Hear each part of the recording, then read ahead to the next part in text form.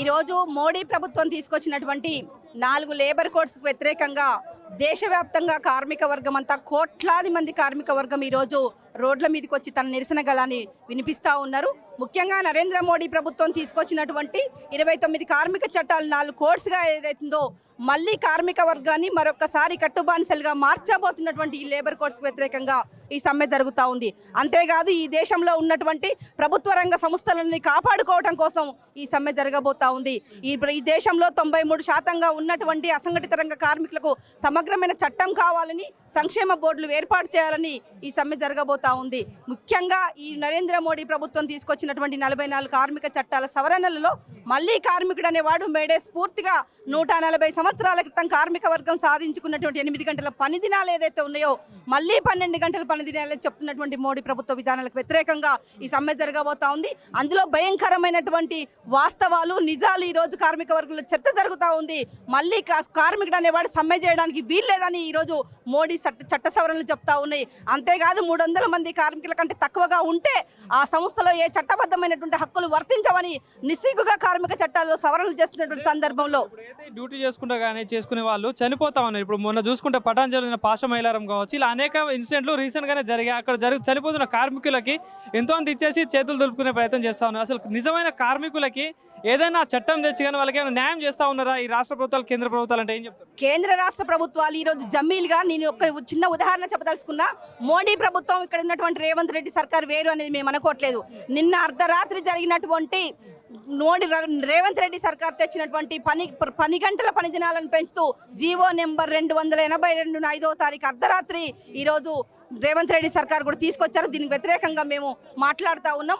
అంతేకాదు పాషం మైలారం లాంటి ఘటనలో ఈరోజు 42 మంది కార్మికులు సజీవ దహనాలు అక్కడైనా అనేక మంది క్షతగాత్రులైనా కూడా ఈరోజు కేంద్ర రాష్ట్ర ప్రభుత్వాలు పట్టించుకున్నటువంటి స్థితిలో అన్నింటికంటే ముందు యాజమాన్యాల ప్రయోజనాలే, కార్పొరేట్ల ప్రయోజనాలే మా ప్రయోజనాలు అనుకుంటున్నారు తప్ప ఈ కార్మికులకు సేఫ్టీ మెజర్స్ అనేటువంటి పాటించకుండా ఈరోజు కాలం చెల్లినటువంటి రియాక్టర్స్ అక్కడ పేలడం వల్ల 40 మంది కార్మికులు చనిపోయినటువంటి సందర్భం కనపడతా ఉంది. అంతేకాదు ఈరోజు నిస్సిగ్గుగా 40 సంవత్సరాల చరిత్ర కలిగినటువంటి ఆ ఫ్యాక్టరీలో ఈరోజు ప్రభుత్వం ఏం చేస్తుంది మేము సూటిగా ప్రశ్నిస్తా ఉన్నాం. ఇన్స్పెక్షన్ ఆఫ్ లేబర్ ఉంటుంది, ఇన్స్పెక్షన్ ఆఫ్ ఫ్యాక్టరీస్ ఉంటుంది. ఇన్స్పెక్షన్ ఆఫ్ ఫ్యాక్టరీస్ ప్రతి 3 నెలలకు ఒకసారి ఆ కంపెనీలో ఎలాంటి పనికిరాలు నడుస్తూ ఉన్నాయి, అక్కడ ఉన్నటువంటి కార్మికుల సేఫ్టీ మెజర్స్ ఏంటని inspector of labour, inspector of factories పర్యవేక్షణ ఉండాలి. ఇవన్నీ ఎట్లా జరుగుతున్నాయని కార్మిక శాఖ పర్యవేక్షణ ఉండాలి. ఈ రెండింటినీ సక్రమంగా నడిపించాల్సినటువంటి బాధ్యత ఈ రాష్ట్ర ప్రభుత్వానిది. ఈ మూడు వ్యవస్థలు వైఫల్యమైనటువంటి సందర్భంలో ఈరోజు పాషం మైలారం ఘటన చూసాం. పాషం మైలారం ఘటన నిన్న మేజర్గా మన కళ్ళ ముందు కనిపించుకొని మొత్తం పారిశ్రామిక ప్రాంతాల జీడిమెట్ల కావచ్చు, పటాన్ చెరువు కావచ్చు, నాచారం కావచ్చు, కాటేదాన్ కావచ్చు, చర్లపల్లి కావచ్చు, మొత్తం పరిశ్రమలలో కెమికల్ ఇండస్ట్రీస్లో ఇట్లాంటి ఘటనలు రెగ్యులర్గా జరుగుతున్నటువంటి సందర్భం కూడా ఉంది. వీటన్నింటికి రాష్ట్ర ప్రభుత్వం బాధ్యత వహించాలి, రాష్ట్ర ప్రభుత్వం విధించినటువంటి శాఖలు బాధ్యత వహించాలనేది మేము సందర్భంగా డిమాండ్ చేస్తూ ఉన్నాం. పెన్షనర్స్ కూడా చాలా మంది ఇక్కడికి వచ్చారు మేడం. అంటే చూసుకుంటే గతంలో ఓపీఎస్ చట్టం ఉండే ఇప్పుడు దాన్ని తీసేసి కొత్త తీసుకురావడం జరిగింది. ఇంకోటి మేడం చెప్పిన 4 లేబర్ కోడ్ కూడా తీసుకొచ్చారు. సో ఇదంతా ఎట్లా చూడొచ్చు? అంటే కార్మికులకు అన్యాయం జరిగే ప్రయత్నం జరుగుతూ ఉంది.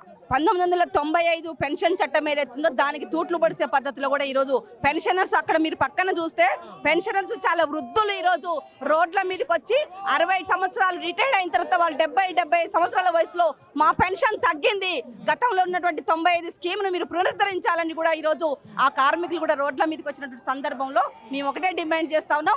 95 పెన్షన్ చట్టాన్ని కూడా పునరుద్ధరించాల్సిన సందర్భం కూడా ఈ సందర్భంగా డిమాండ్ చేస్తా ఉన్నాం. పనిచేసినటువంటి 93% అసంఘటిత రంగ కార్మికులందరూ కూడా సంక్షేమ బోర్డు కావాలి, సమగ్ర చట్టం కావాలి.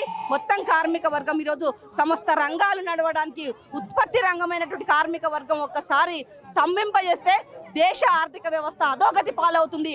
అది కాకుండా కాపాడుతున్నటువంటి వాళ్ళ కార్మికులు ఆ నిస్సహాయతని ఈరోజు ప్రభుత్వాలు ఇంకా ఇంకా ఇంకా బేషజాలకు పోయి చూస్తూ ఉంటే ఆ రోజు కూడా తప్పదు అనేటువంటి విషయాన్ని కూడా మేము చెప్పదలుచుకున్నాం.